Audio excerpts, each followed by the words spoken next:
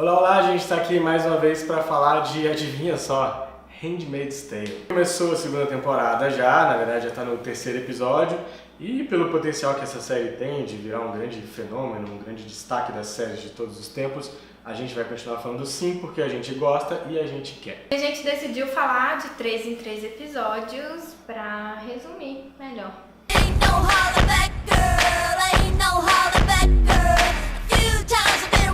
Já teve várias expectativas que a gente tinha comentado no vídeo extra que a gente tinha feito sobre a primeira temporada, né? Que era o vídeo de expectativas, e várias delas já foram consumadas, né? Vocês já viram o nosso vídeo com a Larissa?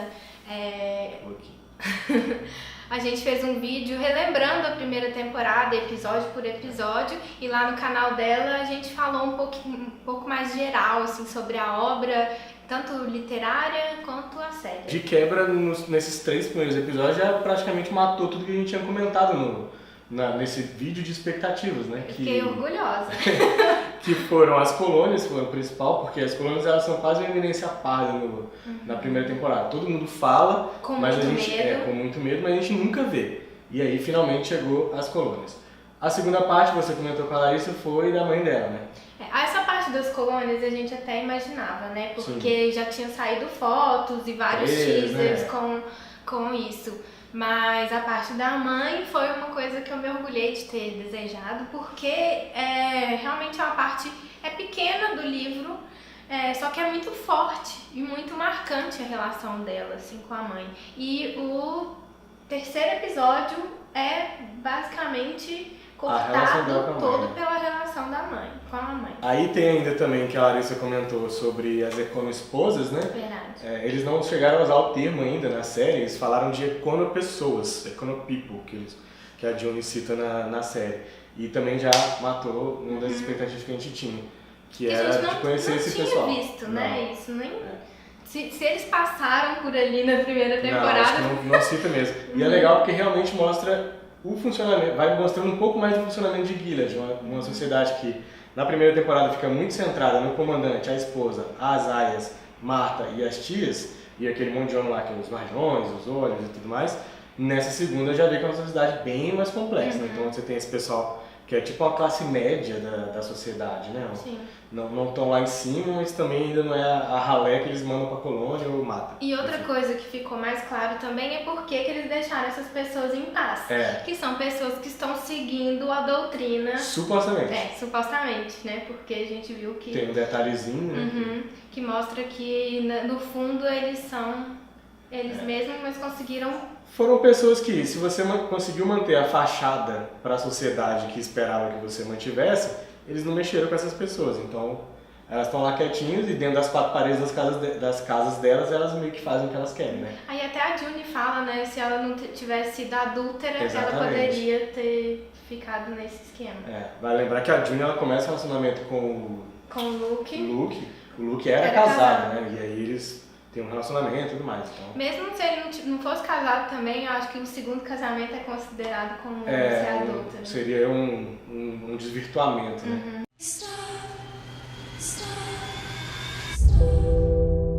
O quarto episódio vai chamar Other Woman.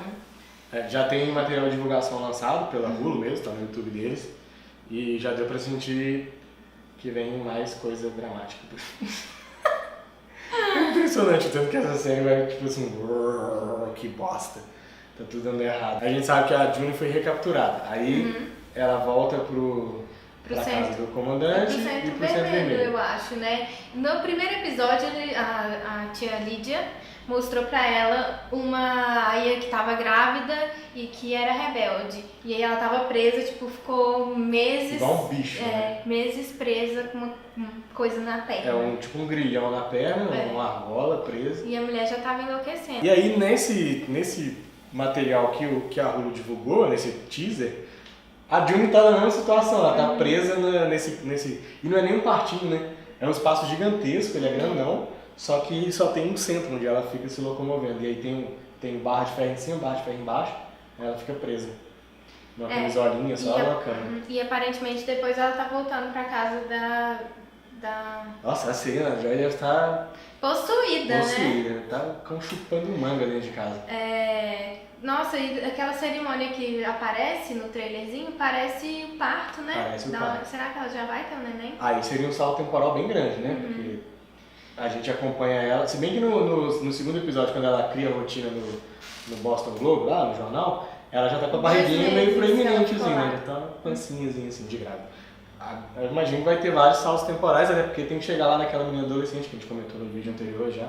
Enfim. E do flashback parece que tem a esposa do Luke, né? Dá essa sensação. Que ela é uma mulher confrontando. O que você tá fazendo? Talvez seja ela, né? Tá perseguindo ela no mercado.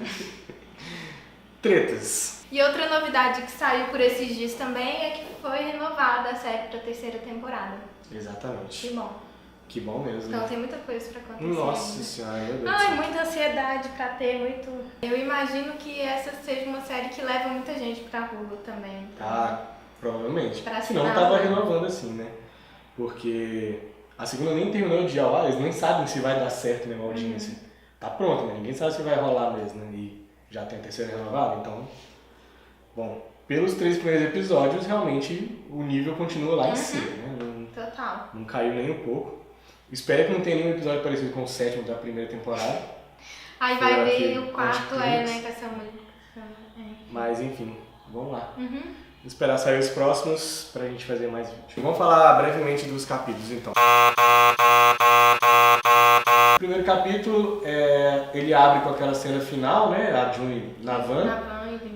E a gente descobre onde é que ela foi. Então acontece aquele quase enforcamento que tem no trailer, né, já foi divulgado no trailer de divulgação. E aí a gente fica vendo o que é de fato que aconteceu. Eu fico arrepiada mesmo de lembrar, assim, é muito bonito, né, se a gente for parar pra pensar. Como a série inteira, né? Sim.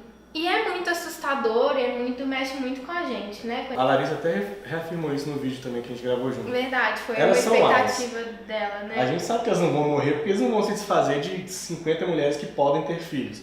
Mas é muito chocante a cena, é muito impactante, porque ele faz todo o ritual. Outra coisa que também tem nesse episódio é uma provocação, né, da tia Lídia. Você causou tudo isso, você incitou tudo isso, mas você não vai ser punida porque você tá grávida. Então ela fica assistindo as companheiras dela sofrerem e ela não vai sofrer porque tá grávida. Mas aí é curioso porque ela não sofre fisicamente, mas é uma tortura psicológica grotesca que eles impõem a ela, né? Se bobear até pior, né? Não é, porque aquela cena que ela tá jantando, por exemplo, ela janta na frente de todas elas, uma comida que é um pouco melhor do que o que elas comem normalmente, né?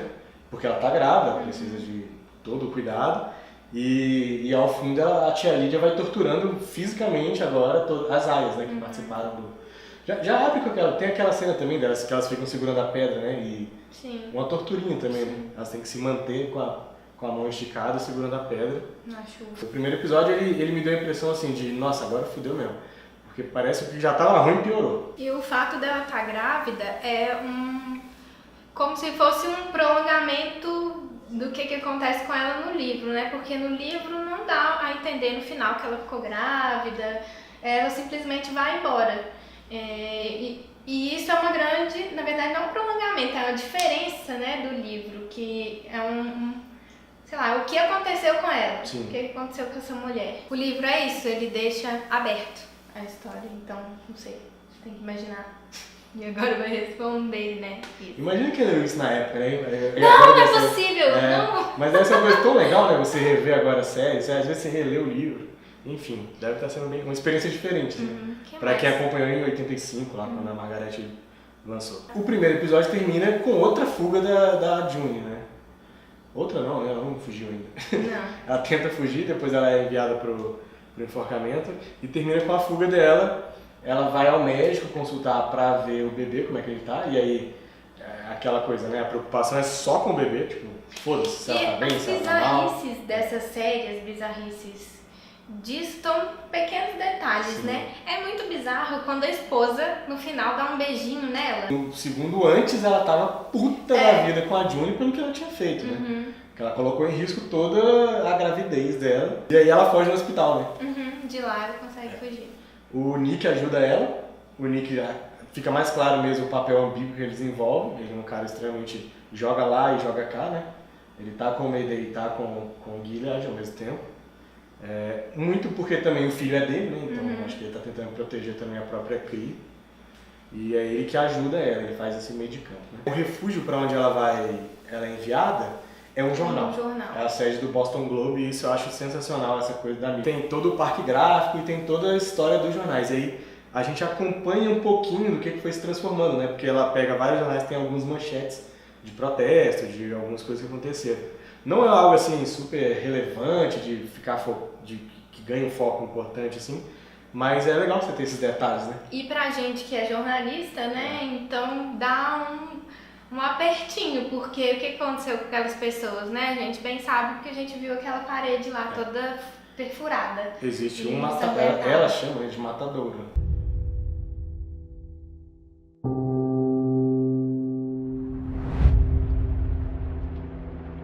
There's something happening here.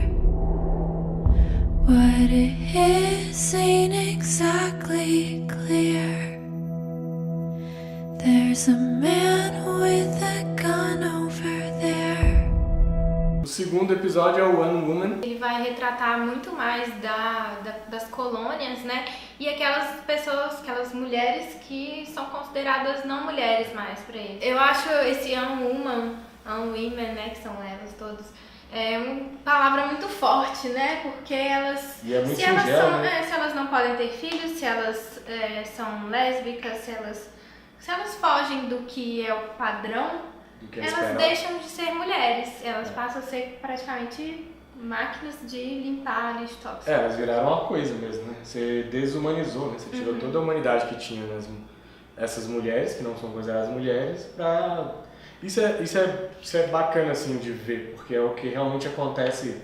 Qualquer regime totalitário ele se baseia nesse tipo de premissa, né? Você vê o que é diferente e desumanizado, porque se você está vendo aquela pessoa enquanto uma pessoa, muito dificilmente você vai conseguir infligir tanto sofrimento, tanta dor, tanta tortura, né? Morte, enfim. Uma pessoa que no fim das contas é seu semelhante. Você lembra daquele episódio do Black Mirror que eles usam... Eles têm tipo um filtro na guerra. E aí as pessoas, os inimigos são descaracterizados. E é basicamente isso, né? Você descaracteriza a pessoa pelo que transforma ela no ser humano. Eu tava vendo uma entrevista muito legal dos criadores, da direção de fotografia, os diretores, o Bruce Miller que criou, né? Falando que eles queriam criar as colônias não como um lugar que fosse... O lugar já é ruim por natureza, mas que ele não desse essa impressão o tempo inteiro de ficar chocando. Nossa, que lugar horrível, que lugar horrível. E ele realmente tem uns planos muito bonitos, né?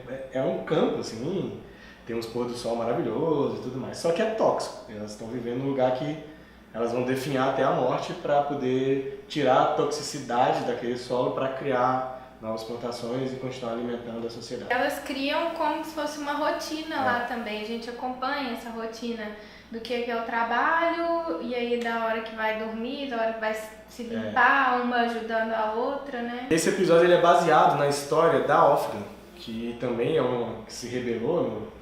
Ela é a primeira área que a gente vê na série que vai para as colônias porque ela atropela um guardião, né? Ela era do Mayday e ele também era lésbica, teve um caso com... Essa aí era o caso perdido, né? Lésbica do Mayday. Um caso com a tia, com a Marta. Com a Marta, Essa é aquela que a gente falou, que a Marta é enforcada na frente dela, uma coisa também chocante. E que ela sofre mutilação genital. E aí depois é mandada para as colônias depois de atropelar as pessoas. Ela tinha uma esposa na vida antes, Gilead, né? Na pré-Gilead. Ela dava aula de medicina na universidade. E aí separam as famílias, né? Então, como ela não era cidadã canadense, não tinha parente, era alguma coisa nessa linha. A esposa dela tinha dupla nacionalidade e conseguiu ir embora com o filhinho. Isso. E tem um detalhe que é, quando ela vai ser entrevistada lá na imigração, né? Aí eles perguntam, esse filho que vocês tiveram, foi você ou foi ela? Pra aquela questão de saber se ela é fértil, sim, né? Que aí tanto que ela virou uma área. Tem outra coisa também, que além dela ser lésbica, revolucionária, ela ainda era feminista. Porque na universidade ela prestava atenção, são esses pequenos detalhes, né, muito bonitos da série. Ela chama uma aluna e fala, não duvido de você não, deixa eu... É porque tem o episódio que o cara... Como é que é? O cara, não sei se o cara meio que dá uma sacaneada numa pergunta que a menina fez. Ele responde. Ou o cara tenta explicar, né? Mansplaining. E ele tava errado, né? E aí ela fala, não deixa as pessoas fazerem isso, não. Você tá lascada, filha. Tem também acho que é o diretor do departamento, alguma coisa assim, que é homossexual também. E meio que fala pra ela, acho que é melhor você não dar aula. E ela fala, não, vou dar aula sim. Ele tenta melhorar pelo que tava virando, foi a saída que ele encontrou, né? Tipo, tirar ela da sala de aula porque começa a ficar claro que ela era lésbica. Então, como lésbica, ela tava destinada a sofrer as consequências do que já estava virando Gilead, né? Tava se tornando Gilead. Então ele tenta meio que salvar ela, assim, e ele, não sei se ele salvar, mas tipo, deixa ela... Aconselhar, assim, vamos... Porque ele mesmo... Sai dos holofotes porque senão elas vão te pegar, né? Foi tipo isso a dica dele. E ele mesmo também já escondia e não conseguia esconder e acabou morrendo. E eu acho que foi isso que foi o estopim pra ela falar assim, o quê? Eu vou embora. Porque a esposa dela tinha dupla nacionalidade, então... Seria mais fácil delas irem pro Canadá. Mas aí já era tarde demais. Aquela atriz que faz a esposa dela é famosa também, né? Assim, ela, é engraçado que ela é lésbica e ela tem prêmio por trabalho a favor da diversidade, muito massa. Esqueceu da... A parte mais chocante do segundo episódio, que é a mãe do Homem-Aranha. Exatamente. A tia May, quer dizer. É a tia May do Homem-Aranha novo. Como que é o nome que dela? É a... Marissa Tomei. Ela era uma esposa que foi mandada para as colônias. Por que será? E ela parecia que ela acreditava, né? Que ela ainda ficava ela agradecia, né? Agradecendo. O Senhor sabe o que eu tô fazendo e tudo mais. Acho que ela traiu o marido, não foi? Foi. Foi exatamente isso. Só que aí a pena pra ela foi ir pra colônia e o marido dela parece perder um dedo, um negócio assim. Foi a pena dele, porque ele também traiu ela.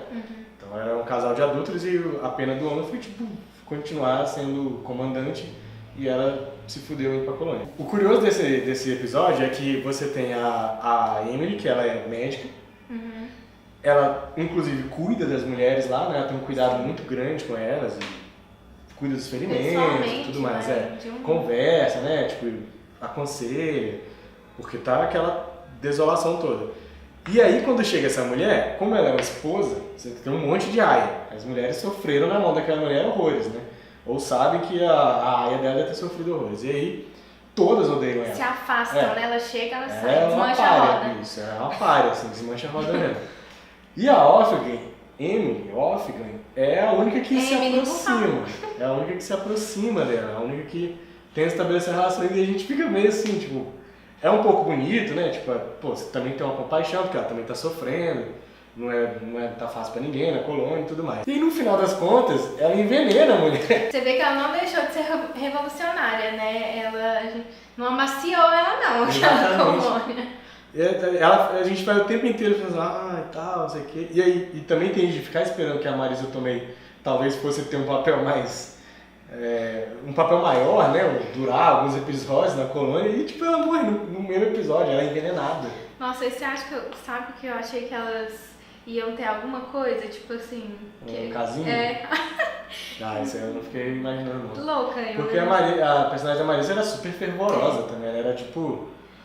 eu entendo que eu tô aqui pra ser punida mesmo, o senhor tá vendo, mas parecia que ela tinha até a esperança de voltar algum dia, sabe? Eu acreditei super que a Emily tava cuidando dela e me chocou.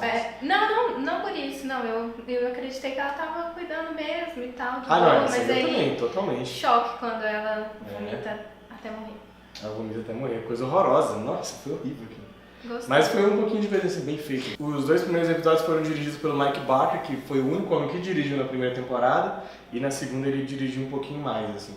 Na primeira teve muito mais mulheres dirigindo. E é curioso também porque a direção de fotografia também é de um cara, é o Colin Watkinson, um baita de um fotógrafo. Foi ele que fez a direção, mas a gente tá falando isso porque no terceiro muda é a Zoe White, e também ficou assim, sensacional.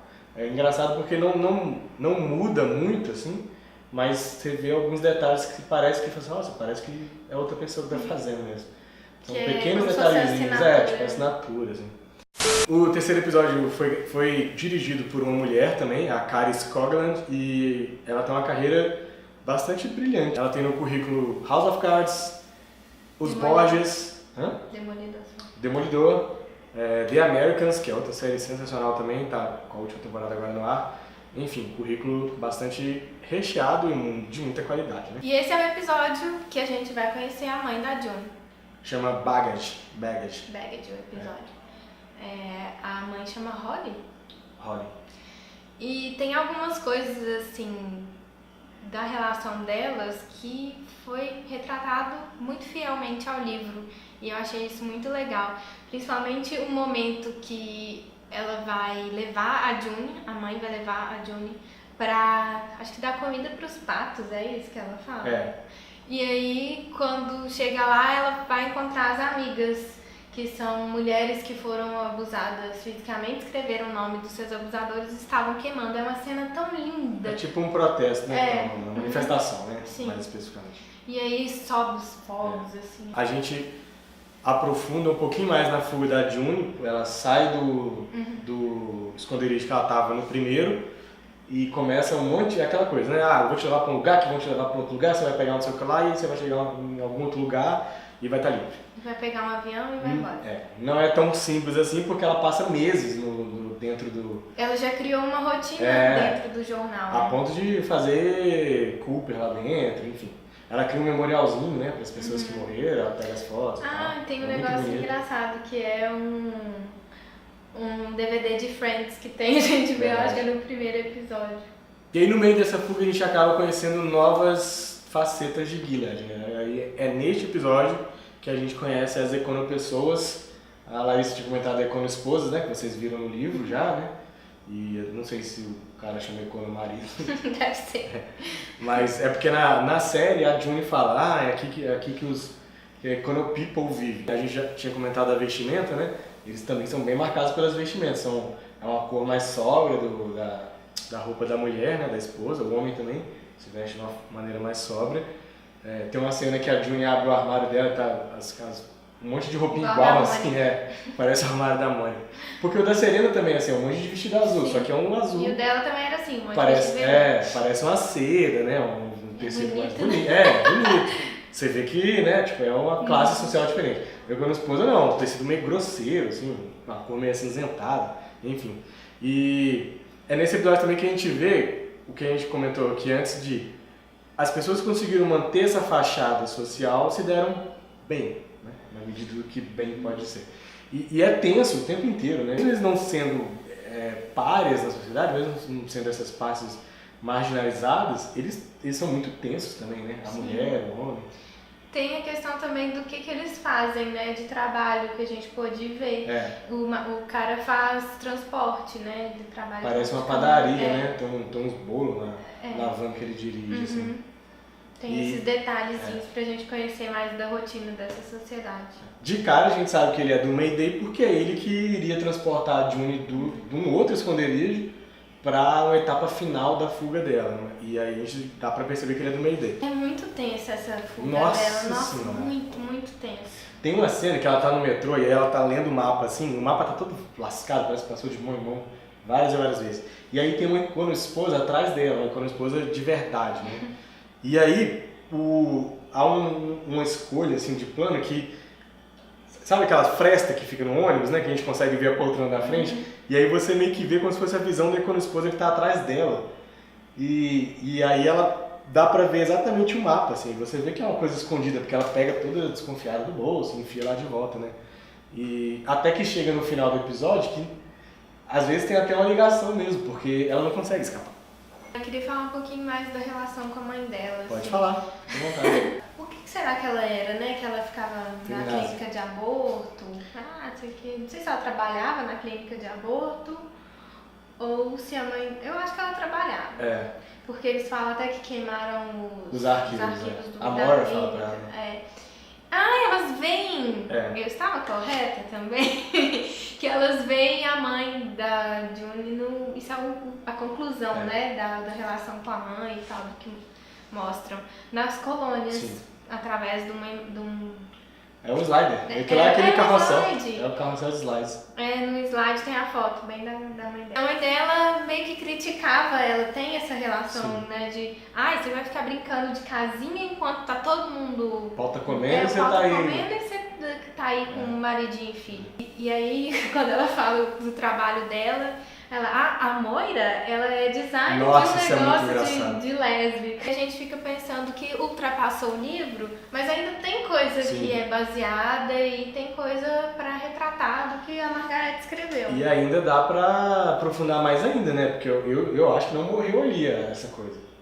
Imagina se a Assim mãe como dela... a Emily, eu imagino que não vai ser só o episódio 2. Ela tá ganhando proeminência Imagina na se a série. Emily encontra a mãe dela. Pois é, tem isso. Tipo, se a mãe dela não tiver morrido, já tiver ultrapassado as expectativas de vida, também não precisa ser a mesma, né? No livro ela fala isso, que é 3 anos mais ou menos, mas pode ter liberdade criativa pra continuar lá. Pode ser que ela se encontre na colônia, enfim.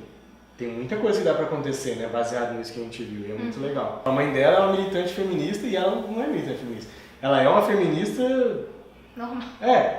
Normal, tipo, é esquisito falar isso. Tipo assim, ela não é uma pessoa que se envolve, que vai lá, levanta cartaz no meio da manifestação. Eu acho que até talvez é uma questão de geração mesmo, assim, que a geração da mãe dela foi uma geração que lutou e precisou, e a dela já tava mais... A dela é a que conquistou pra quem os direitos chegaram, né? Pelo menos boa parte deles. A mãe dela foi a que teve que lutar pra esses direitos chegarem, né? Sei lá, equidade salarial, equidade no trabalho, enfim, coisas desse tipo. O aborto legalizado. Tem uma fala que é muito forte, que eu acho que é ela que fala pra mãe dela que eu não sou o seu motivo de vida. Sim. Não é ela que fala? Não, como que é? Você lembra? Mais ou menos né? isso. Assim, eu não sou a sua razão de estar Sim. viva. E é muito forte isso. É fortíssimo.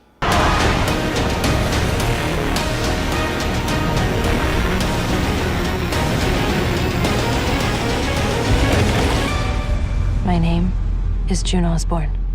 I am free. Se você está assistindo, comenta aí o que você está achando. Lembre-se de assinar o Hulu, é importante para eles, não pirateia a série. E essa Beyoncé? Será que tá pegando? Tá, você vai derrubar de novo. Desculpa. E é isso. A gente volta pro próximo vídeo na semana que vem. Inscrevam-se no nosso canal para vocês continuarem voltando, recebendo as notificações, Ative o ative sininho. o sino. E siga a gente nas redes sociais. Até o próximo vídeo. Lembrando que essa semana a gente vai estar em Goiânia, no Bananada, a partir de sexta-feira. Então acompanhe a gente aqui no Instagram, no Twitter, no Facebook, enfim, onde der e onde a gente estiver, para receber vários vídeos, novidades, acompanhar nossa experiência por lá. A gente vai estar no Festival Bananada. Tchau. Tchau!